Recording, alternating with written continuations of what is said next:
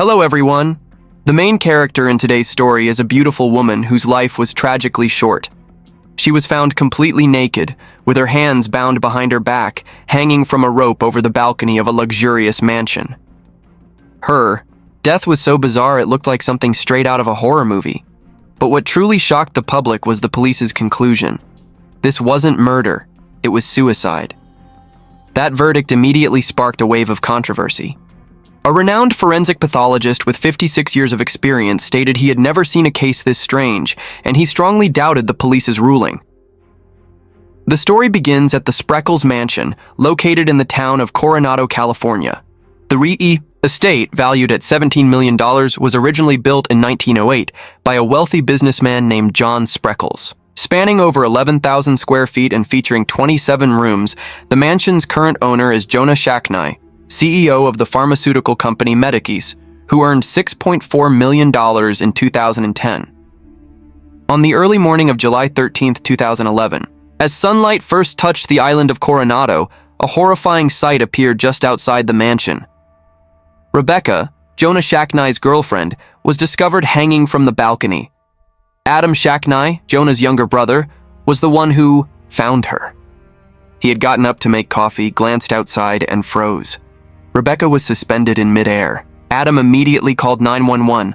While waiting for help to arrive, he grabbed a kitchen knife, cut the rope, lowered Rebecca to the ground, and attempted CPR.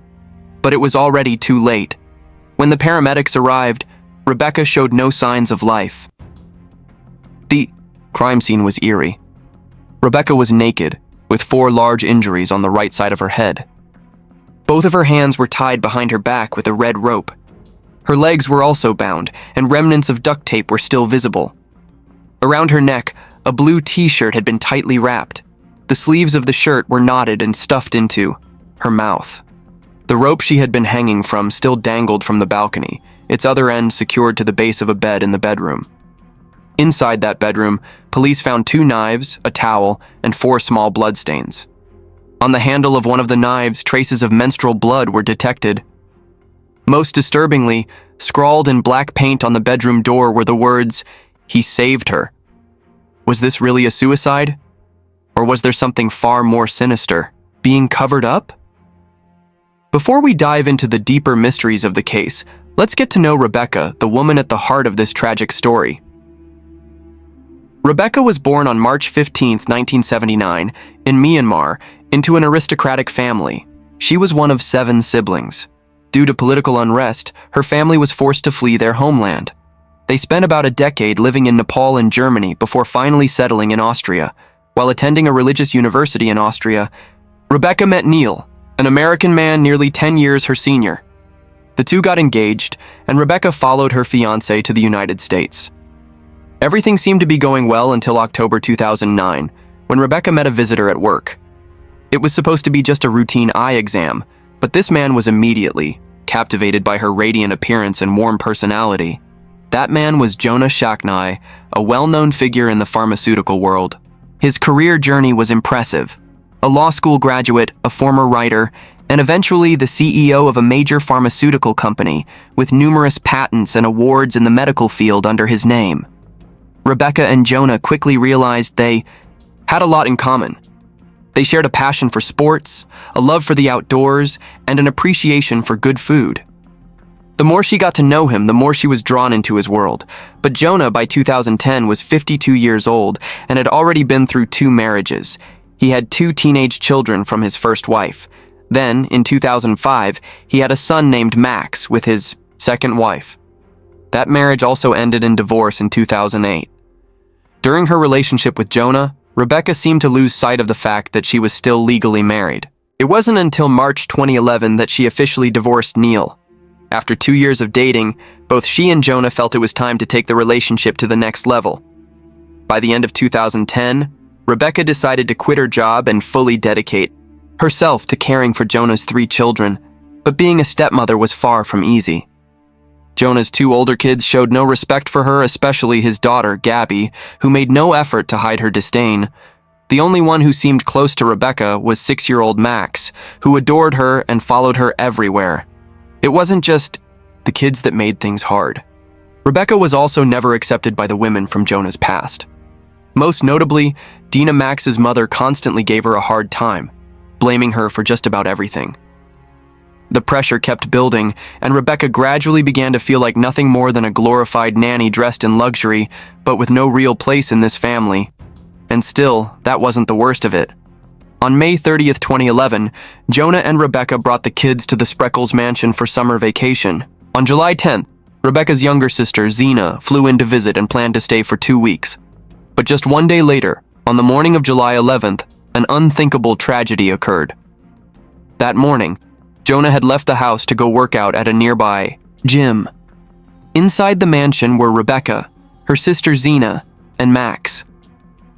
Around 10 a.m., Rebecca was in the bathroom when she heard a loud crash from outside. Alarmed, she rushed out to check and froze at the sight before her. Max was lying motionless on the first floor. Beside him was his scooter. Above him, a massive crystal chandelier had shattered, raining glass across the floor. Max, barely conscious, whispered one final word.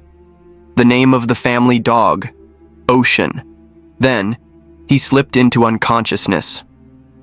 Panicked, Rebecca screamed for her sister upstairs.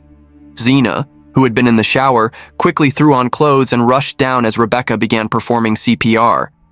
Hearing her sister's terrified cries, Zena called 911. Just minutes later, the ambulance arrived, but by then, Max had already fallen into a deep coma. One of the first officers on the scene later recalled that in her panic, Rebecca turned to her sister and said, "It's over. Dina is going to kill me." At that moment, Jonah was still at the gym. At exactly 10:24 a.m., he received a call from Rebecca, but all he could hear was screaming and chaotic noise on the other end. Sensing that something was terribly wrong, Jonah rushed home immediately. When he arrived, police cars and an ambulance were already parked outside the mansion. Max was lying motionless on the floor, about to be rushed to the hospital. Jonah was devastated. He jumped into the ambulance with his son and accompanied him to the children's hospital. There, Max had stopped breathing. But thanks to emergency resuscitation, the doctors were able to restart his heart. They later confirmed that Max's survival was only possible because he had received CPR in time. The diagnosis, however, was grim. Max had suffered a severe brain injury, facial fractures, and significant trauma to his spinal cord. Doctors decided to place him in a medically induced coma to reduce the stress on his body and buy time in the hope of saving his life. Dina, Max's mother, rushed to the hospital. When she saw her beloved son lying still on the hospital bed, his small face covered in medical devices, she broke down completely. She didn't yet know what had happened. But when Jonah spoke to her, he said, "You should be on your knees thanking Rebecca. She saved Max's life." At first, Dina didn't think much of it. But later, while speaking with the doctors, she learned that Jonah hadn't even been home at the time of Max's accident. That detail planted the first seeds of doubt in her mind. To avoid upsetting Dina further, Jonah asked Rebecca not to come to the hospital and instead stay at the mansion to handle things at home. Rebecca agreed. One of her first tasks was to take the family dog, Ocean, to a pet boarding service. That afternoon, Dina's twin sister arrived from San Francisco with her son. Rebecca picked them up from the airport. On the drive back, they talked briefly about Max's accident, but Rebecca avoided going into detail. Her distant behavior made Dina's sister feel like something wasn't quite right. The following afternoon, Rebecca took her sister Zena to the airport for her return flight to Missouri. Afterward, she went to pick up Adam, Jonah's younger brother, from the airport. Adam would soon become a key figure in this case. In 2011, Adam was 42 years old. He had graduated from the University of Memphis, but chose a very different life path. He worked on the river first as a tugboat crewman, then eventually as a captain. Normally, Adam lived in a modest apartment in Memphis and had a girlfriend. His life was a world apart from Jonah's, but that never seemed to affect the bond between the two brothers. That night, Jonah, Rebecca, Adam, and a few others went out for dinner. After the meal, Jonah returned to the hospital to be with his son, while Rebecca and Adam headed back to the mansion. Adam stayed in the guest house, an independent structure located behind the main house, forming an L shape around the property. Rebecca had had an exhausting day. Back in her room, she called her sister Mary. The call lasted 27 minutes, during which Rebecca recounted everything that had happened over the past 2 days. She also mentioned her plans to visit their parents during the upcoming Thanksgiving holiday. After that call, the two sisters spoke on the phone twice more, followed by a series of text messages. After that, Rebecca got ready to take a shower and go to bed. She had to wake up at 5 a.m. the next morning to make breakfast for Jonah and bring him clean clothes at the hospital. The last message she sent to her sister read, "I have to be strong for Jonah." Up to this point, although Dina Max's mother had expressed some frustration toward Rebecca for not watching her son more carefully, her focus remained firmly on Max's condition, clinging to hope for his recovery. There had been no major conflicts between the two women. No one could have predicted that just 4 days later, Max would pass away. And even more unimaginable before that could happen, Rebecca's body would be found at the mansion. On the morning of July 13th, Adam was the one who discovered the body. After calling 911, he immediately phoned Jonah to deliver the news. Jonah later said he was in complete shock. He quickly called Dinah and told her what had happened. Upon hearing the news, Dinah's first question was, "How did she die?" Jonah didn't answer directly. Instead, he made a gesture as if stabbing himself in the stomach and said one phrase, "Asian honor." Dina assumed he was referring to seppuku, the Japanese ritual suicide performed as an act of atonement. But the nightmare wasn't over. 3 days later, on July 16th, Max succumbed to his injuries. Within the span of just 1 week, 2 deaths had occurred in the same family. The incident quickly drew massive public attention. Jonah's pharmaceutical company took a major hit, with its stock prices plunging. Within 2 months, the case was covered by nearly every major media outlet. Given the strange nature of the scene, police initially suspected foul play. They began asking a long list of questions about Rebecca's death. Her bedroom felt shrouded in mystery. On the balcony, in addition to Rebecca's footprints, officers discovered a man's footprints. On a bookshelf, they found a copy of Buckland's Complete Book of Witchcraft. One of its pages described how to bind a nude woman's hands behind her back. Strangely, the instructions called for a red rope measuring exactly 9 feet, matching both the length and color of the rope found at the scene. But perhaps the most unsettling discovery was a message scrawled on the bedroom door. "He saved her." It looked hastily written, the handwriting erratic and uneven. Then, a neighbor who lived 2 houses down from the mansion came forward with a chilling statement.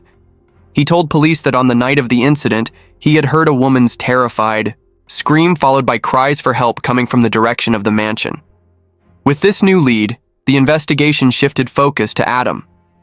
Based on the circumstances, only 2 people had been in the mansion that night, Rebecca and Adam.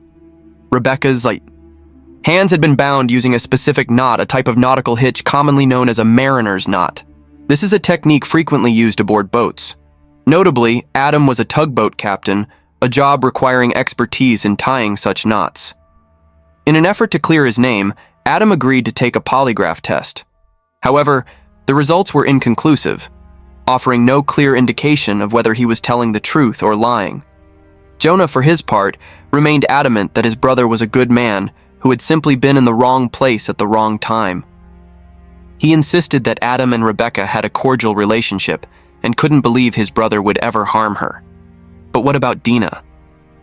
Tensions between her and Rebecca had existed for quite some time, and detectives remembered that on the morning Max fell, Rebecca had said something haunting to her sister. "It's over. Dina is going to kill me." But were those suspicions justified?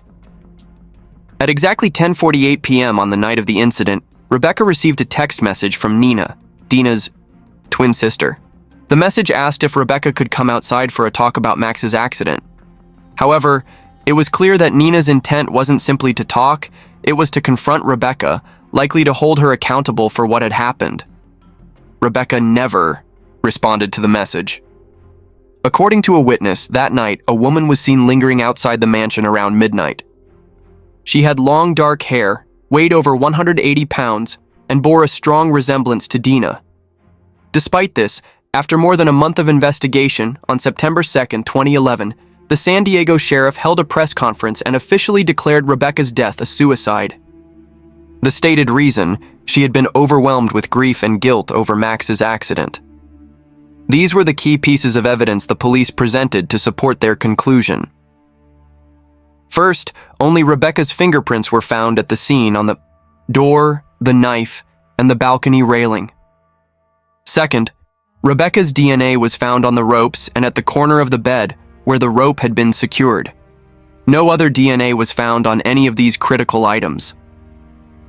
Third, the male footprint discovered on the balcony was determined to belong to a police officer who had accidentally contaminated the scene during the investigation. Fourth, the witchcraft book discovered in the room only had Rebecca's fingerprints on it. Investigators reasoned that if someone had staged the scene to resemble an occult ritual, they likely wouldn't have left the book hidden in an obscure spot on the shelf.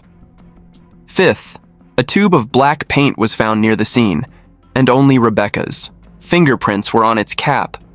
The painted message on the bedroom door, "He saved her," was later analyzed and did not match Adam's handwriting.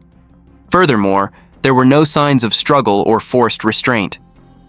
If Rebecca had been bound and dragged to the balcony by someone else, it was hard to imagine she would have shown no resistance whatsoever.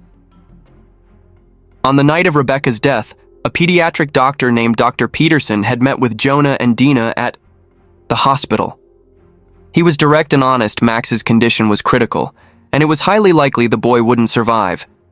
Even if he did, he would be paralyzed for life. Then, the doctor pointed out a disturbing detail.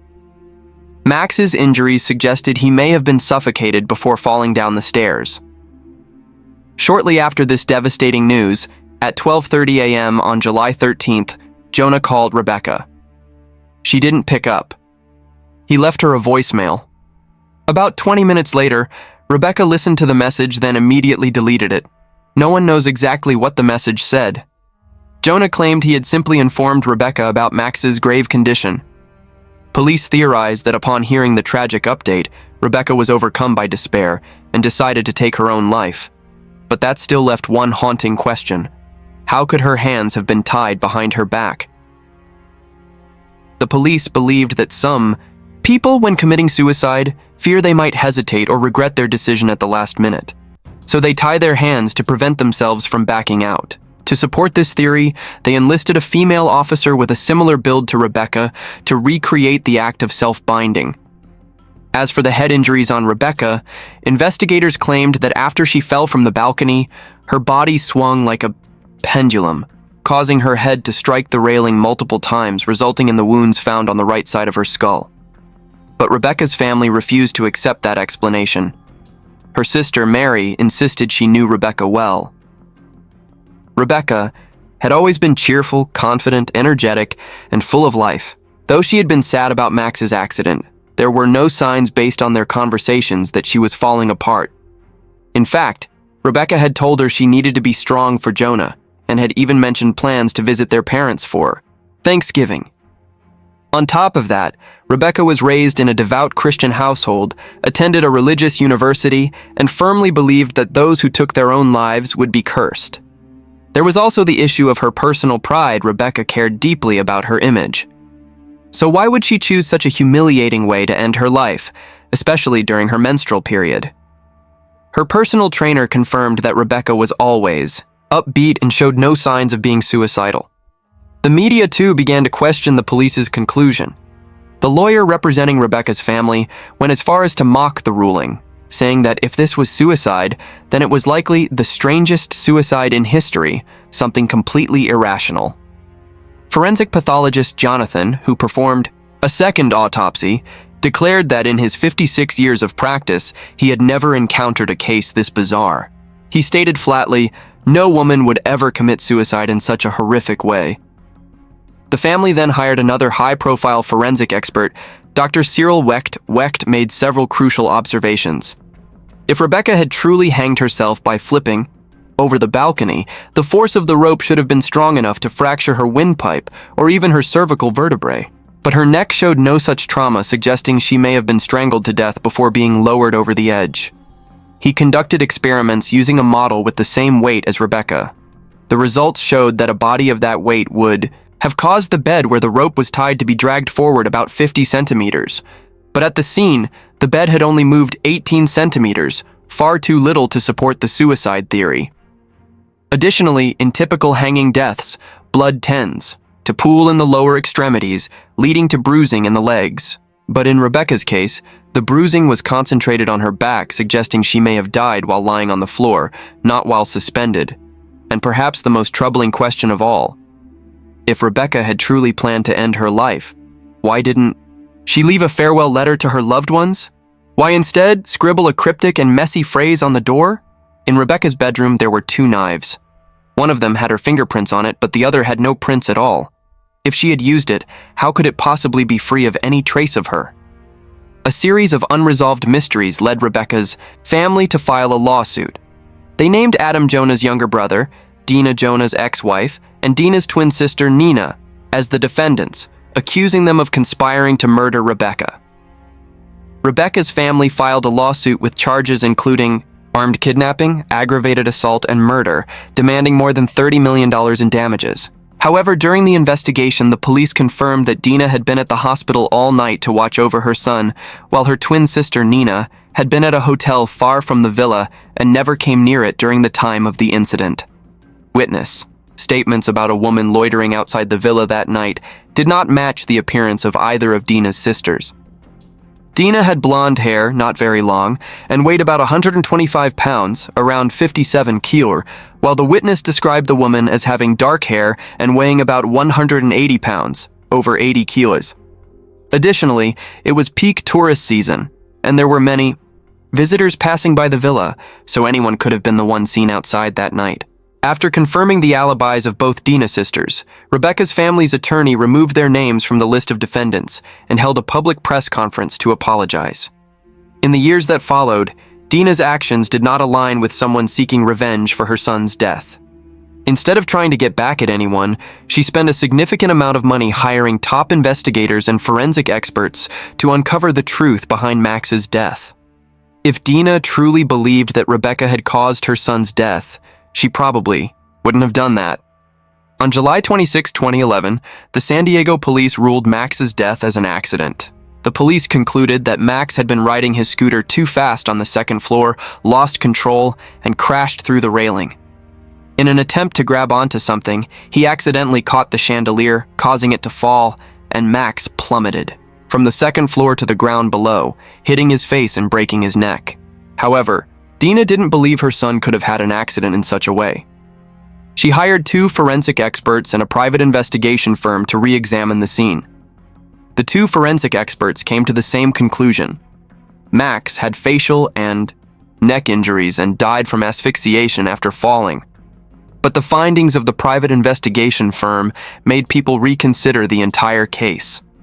Their discoveries included: the second floor of the villa had thick carpeting, so the scooter couldn't have been going fast enough to cause Max to crash through the railing. The railing was 82 centimeters high, while Max was 114.3 centimeters tall. This meant the railing was higher than his chest, and it would have been nearly impossible for him to fall over without external force. The scooter had handlebars and 1 foot always on the ground to propel it.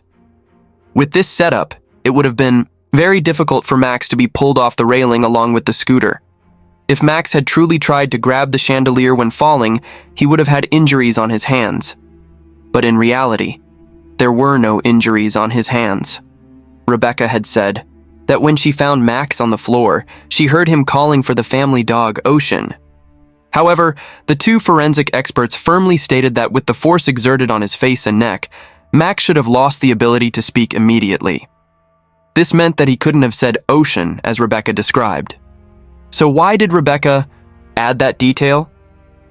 Could it be that she feared Jonah would blame her for not taking better care of Max, so she intentionally mentioned the dog to distract from the situation? Or worse, was Rebecca trying to hide something related to Max's fall? In 2018, during an interview with the media, Dina proposed another theory. She no longer believed that Rebecca was the one who killed her son. Instead, she thought it was possible that an intruder had snuck into the villa and caused the incident. After Rebecca's death, Jonah hired 2 armed bodyguards to protect him 24/7. He claimed it was just to avoid media harassment, but no one believed that. Could it be that Jonah truly didn't know what had happened and feared that he would be the next target?